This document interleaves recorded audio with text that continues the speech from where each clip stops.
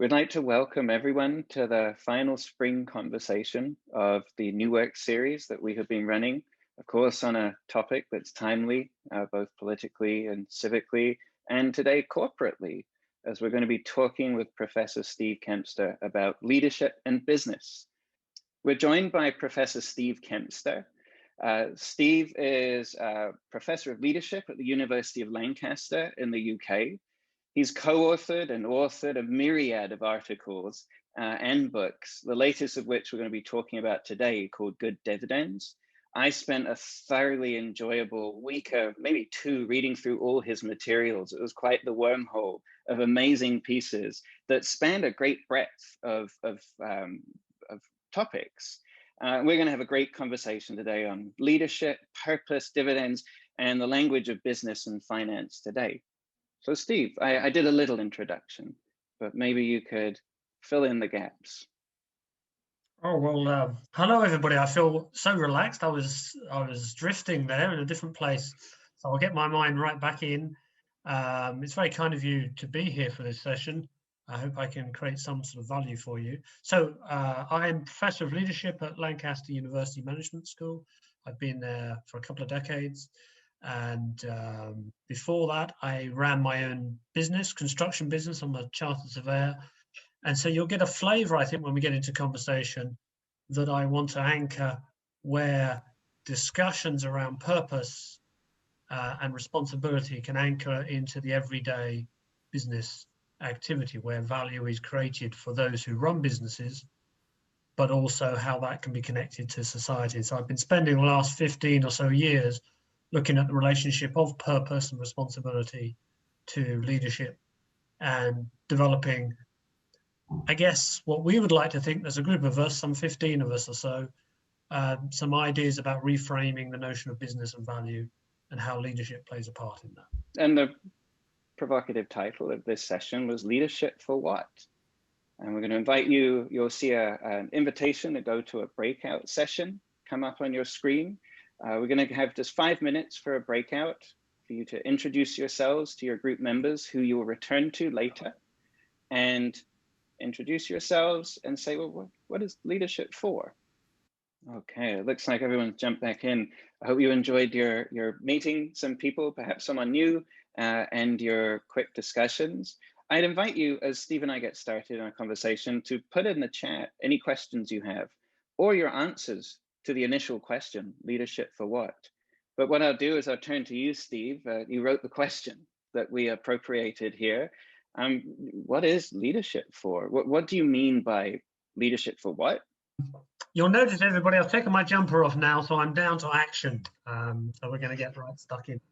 So when I started looking at leadership, it seemed like it was a very obvious thing that it must be abundant in organizations, and the clarity was everywhere. And about 12, 13 years ago, the research that we did demonstrated that purpose was a deeply problematic space. So on the one hand, leadership is not, purpose in leadership is really difficult to get into, and I'll explain maybe at some point why. Second point is that, does that matter? And I'll jump to that one now, that all of us on this call, I suspect, realize that the situation humanity's in is very desperate. We all go on in our lives, and until we have the sort of metaphoric sense of a meteorite coming and is going to hit us in 50 years, we're carrying on as if all is quite normal. But out there, we're in a very desperate situation. So on the one hand, purpose has never been bigger. Yet purpose in everyday organizational life is a deeply problematic space. And so the question, leadership for what, also needs to be connected to the third aspect, which is we spend roughly 50 billion US dollars a year developing leaders. But for what reason? What is it that we want to develop their authenticity, their ethics, morality, characteristic, style, character, whatever it is? What are we doing it for? So we know that there's this enormous issue that is threatening us in so many different ways the grand challenges. Yet we also know, or I certainly know, that we're not getting into purposeful conversations. Yet we're spending enormous, bigger than various economies of various countries on developing leaders without the clarity for what. And so to answer the question, James, in a long roundabout way, is that we need, humanity needs a return on the investment. It's 50 billion a year. We need a return on it. It's been wasted so far for decades. And what we need to center, to use your word from earlier, James, we need to center the energy of organizations into beginning to understand how in their everyday activities they can make a purposeful contribution to addressing the grand challenges, or in most people's language here in this room, probably the Sustainable Development Goals. So how can we make purpose in everyday organizational life really salient and prominent? And that's the work I've been trying to do with various colleagues, as I say, for the last 10, 12 years. And it culminates in the book, The Good Dividends. Maybe you could elaborate, because, you know, as you said, we focus on leaders, on their traits, whether it's their personality, to their height, to their innovativeness, to their ability to lead in these kind of traditional ways. And we kind of venerate, especially the technology leaders like Jeff Bezos and Mark Zuckerberg and those kind of things. What do you mean by purpose? Like, where does this purpose come from, and purpose for who? Yeah. So first of all, when we think about purpose, everybody has the opportunity to understand what their purpose in life is, what their purposes in life might be. It's often not that clear to people. So there's actually a leadership duty, I think, a leadership responsibility to help people understand what are their purposes. So there isn't one true purpose. And I think a great danger that organizations sometimes fall into the trap of is wishing to have everybody buy into one shared purpose. I think that's a very dangerous concept for a whole set of different reasons. In national histories and things, it's a very dangerous place when you get charismatic leaders who have a sense of controlling people's perspective of what things should be, and they channel that direction in potentially quite dangerous stroke evil ways. So the idea of shared purpose, I think, is problematic. I think an organization have clarity of its purpose, but the key aspect is to identify for individuals, everybody working in an organization, in what way do your own purposes align to what we're seeking to achieve in an organization? And then I think you get a bountiful dividend from the human resource. And I'll come back perhaps at some point to explain a little bit more about the human resource dividend that you get from purpose. But the point being is that purposes shouldn't be given to people. It's a matter of distilling out from them how they see it. And to be frank, lots of people in their everyday lives have powerful purposes, but they have nothing to do with the organization, and they can't necessarily see how their purpose can be fulfilled inside an organization. And the greater those who lead our organizations can get into the space of trying to work that through, the better they will be. And I'll make one point just to throw some stuff at us. When we look at organizations that greatly succeed or outperform their competitors, they have clarity of purpose. It's a prominent, stable purpose. People have a commitment to that purpose. And there is something that then goes on inside those organizations that produces outcomes that are very, very powerful, not just to the bottom line, but for well-being, meaningful work, whole sets of other dynamics that are very powerful. So almost the organization becomes the holder for the individual and as the collective, and it should do both. Is that? Well, not quite. Well, the holder in the sense of enabling others to align their purposes, to get clarity of where their purposes lie and align them. To give an example, Interface Floor developed the notion of Mission Zero. So Mission Zero about 10 years ago was a very, very powerful notion. Nowadays, we're all taking it as a given that we should head towards Mission Zero. But then 10 years ago, maybe 15 years ago, interface floor brought this in as a sense of clarity of what the organization is trying to do.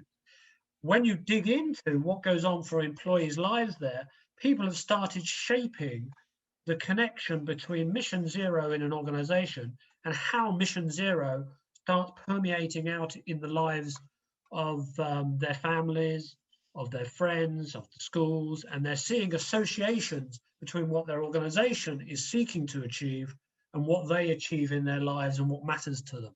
And so interface floor is a nice little example of how an organization creates a broad sense making of what we need to be doing as an organization, creating value for ourselves, but value for society, and then allowing people to align with that. A paper that many of us may have heard of, but I'll just bring it to our attention, by Drach and colleagues, and I'll send it to you, James, if people haven't heard of it.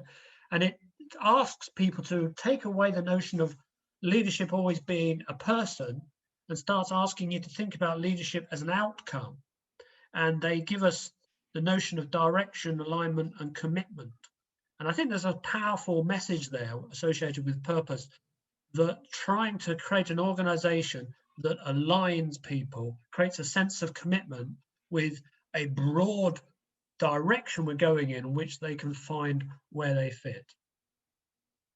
It's super interesting. And I'm sure we can all think of organizations where that purpose is something that we would all find enticing and guiding, but also other organizations where everyone seems to have a shared purpose, but it's not what we'd want that organization to have, given the impact they have. So maybe you could give us some insight. You spoke about dividends earlier, and you were talking about human resource dividends, but I know that you have kind of 6 that organizations that you talk about organizations having. Maybe you could explain why dividends, given its financial connotation, and how you brought about that expansion as to what a good dividend is. Yeah, really, really good points. So it's taken me, at least 5 or 6 years to try and come up with some reasonable explanation of this. You know, when you get so absorbed into something and you have layers and layers of complexity around it, I need to boil it down to something simple. So why good dividends? First of all, dividend is a wonderful word. The sense, if you take it in the metaphoric sense, what does it yield for us? What does it bring for us? What returns are we getting? We always think of dividend in the financial sense for the return we get for our investment. But when we go beyond that, what dividends will we get for employing people? So do we employ people to mechanically perform what we instruct them to do? Or in fact, do we employ people for the creativity they bring, for the energies and excitement, for their social connections, for their own intellectual capital, the whole much of things that we employ people for?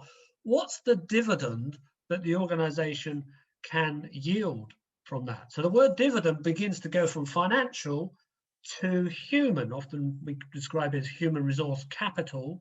So what dividend can we get, and how would we get a bountiful dividend out of human resource capital? What we do know is when human resource capital is fired up, has a sense of meaningful work, is deeply engaged, there is research that shows us the dividend of creativity, of innovation, of productivity, of quality, of customer service excellence. Those are some very tangible, palpable dividends. So if we can get the human resource capital fired up in an appropriate way, we begin to see how that yields all sorts of dividends in other ways. Now, other capitals, or dividends as we describe them, are associated with innovation, associated with operational capital, reputational capital, and of course the financial capital. There's 5 of those 6.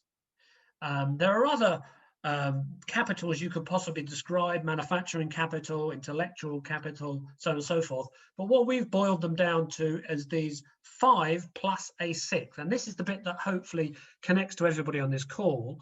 The 6th capital historically has been called natural capital, but that has a sense, and I think a bad historic relationship with extractive approaches. We happen to own some land, we then extract value out of it, which we convert into financial capital. So natural capital for me has some problematic associations in the past with. In the book, what we developed was the idea of planet community capital. Actually connect, well, in fact, it comes from the World Wildlife Fund, the notion of one planet. We've extended it to planet community capital. Now, what would the dividend, and here's the thing, James, what would the dividend be to an organization, to a business, by investing in the planet community? And there's a sort of rhetoric, but you're very welcome to answer, anybody to answer it. But why should a business invest into its communities, invest into the planet? What dividend or yield or benefit would it achieve by focusing in on some aspect that deeply matters to it, some purpose? Now, what we've seen, what we've shown, is that the human resource capital that I was talking about, people, where a purpose becomes palpable, that an organization is engaging in an authentic, appropriate manner in partnerships with community, with activities to do with the planet. When they're doing that, meaningful work becomes very, very palpable. When meaningful work becomes strong, we get employee engagement. Employee engagement gives us productivity, blah, blah, blah, blah. So the dividend to an organization is that it enhances human capital by being closely associated with a meaningful purpose. It also, and we know this very clearly, it also enhances reputational capital. So for many organizations, reputational capital is one of the key significant competitive advantages. If we can connect investments into the planet community that enhances reputational capital, we know reputational capital creates greater financial capital. Now, the language I'm using here might be a bit too commercial, instrumental, but my experience of working with businesses, and it will be the same, I hope it will be the same with yourselves, is that getting into the purpose space requires a conversation to say, what's in it for us? What's in it for the organization? When we make some surplus money, or in fact, when our reputation is a bit tarnished, we do a bit of philanthropy and we send some cash to some needy organizations in our area. And we let the world know in our Instagram accounts, and all's good. And the world, we're all better, we've done our thing. Now that's a good thing in philanthropy, but it's not business, it's not in the business model. It's not what the business is about. It's just a bolt-on bit. It's a bit like CSR in the old days. We need to do CSR. We need to do sustainability, or we're better organize some people, hire some people, do some nice things. Now the key, I can see you're about to make a comment there, James. So the key I'll get to, and I did a talk, and this person came up to me afterwards and said, if I've got this right, Steve, what you're saying, and I was talking about the Sustainable Development Goals. And he said, it's not what my organization should do for the Sustainable Development Goals. What you're saying, by connecting these capitals, these dividends together, is understand which Sustainable Development Goals you engage with, invest in them because of the value it generates back into the business. And for me, that captured a model that we could then center right in the heart of every business. Every business then could create value and social impact as one. So instead of a separation, binary divide of those things, if we can connect a system of capitals of which the planet community is right at the heart, we can advance value for the business while simultaneously creating social impact. James, long answer there, James. No, it's a great answer. And it's fascinating to see all the different models of how you get, we need this fundamental change in consciousness in order to have the change that we need. And there are multiple ways to get there, from super deep emotional work through to practical business work. So one of the things I'd really like to ask you, Steve, is why would an organization do it given their current incentives, and how would they get there to that point at which they go, these 6 pieces, we're going to implement these next week? And are there any tensions that exist between the 6 models, the 6 dividends, sorry?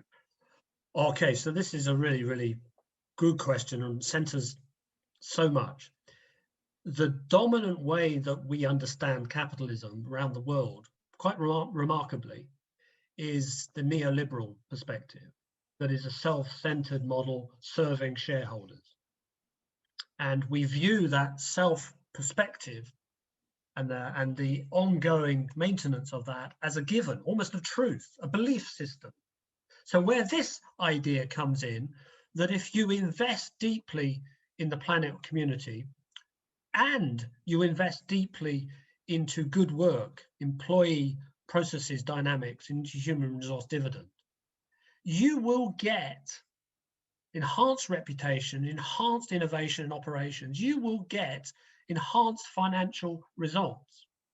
Now, we can point to, and I have pointed to organizations where they do that. So, for example, Unilever, it has all sorts of skeletons in its closet going back decades. But over the last 10, 12 years, it's followed the Sustainable Living Plan.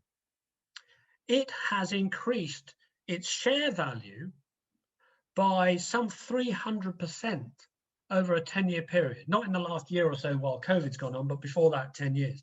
At the same time, in the FTSE 100, which happens to be the largest company in the FTSE 100, that went up by 138%. So if you put an investment into Unilever, you would have got a huge dividend back to the shareholder. Yet, the actual stated purpose of Unilever is to create social impact.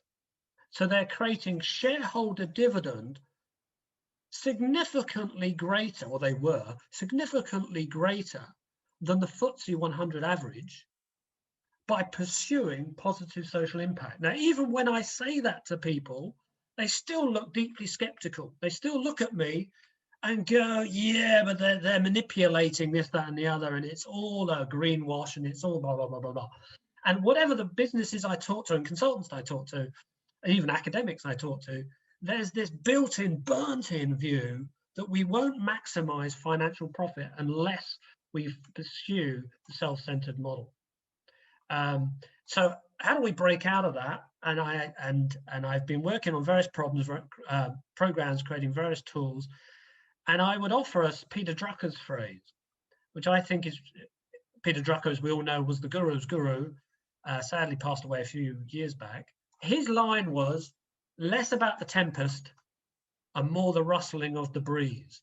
Start from where they're at.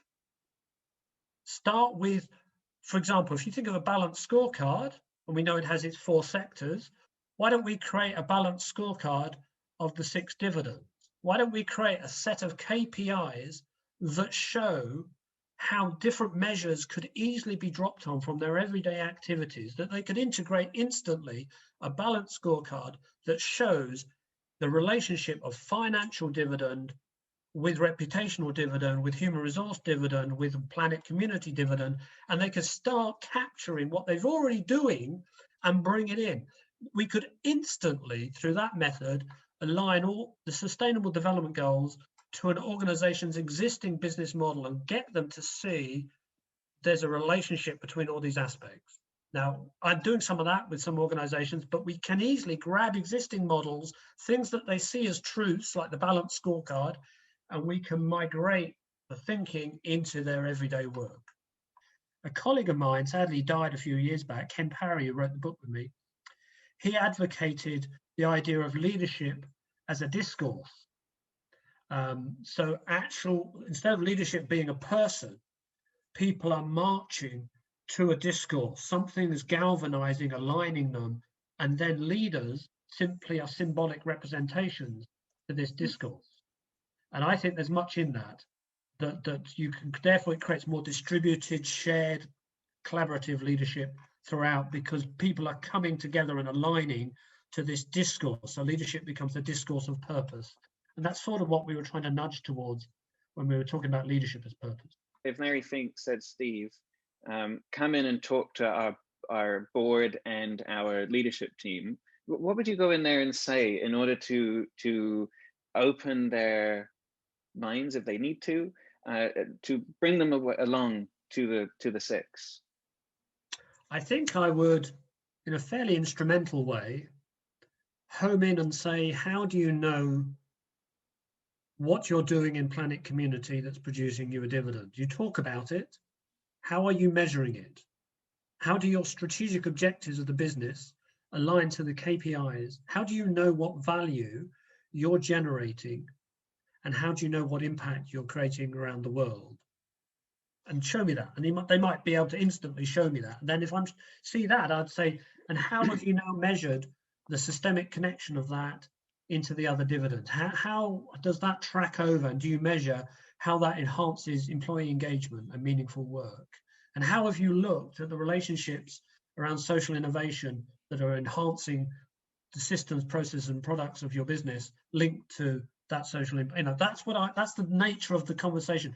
And over the last 3 or 4 years, although it doesn't sound like an academic-y conversation, it's fundamentally necessary, I think I said this earlier, to start with where they are at.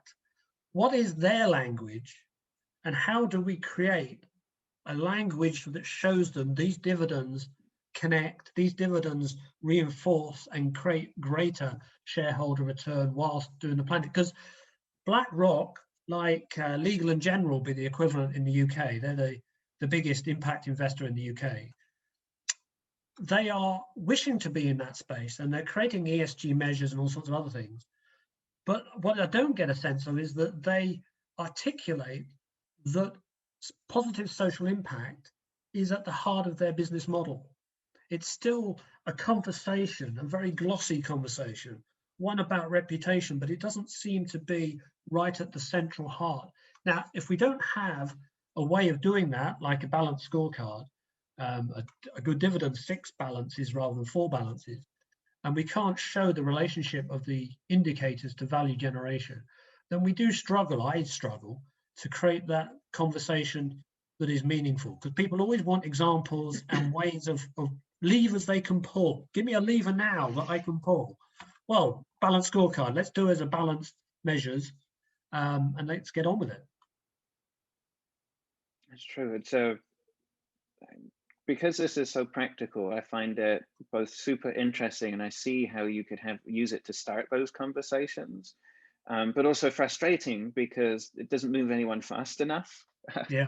Given the time that we have left to do this.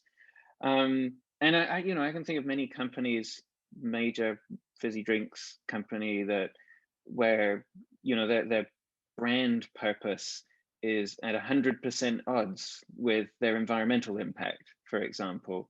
I wondered how you kind of lead people through the tensions. So you're going to have a reduction in shareholder dividend if you want to invest in social innovation.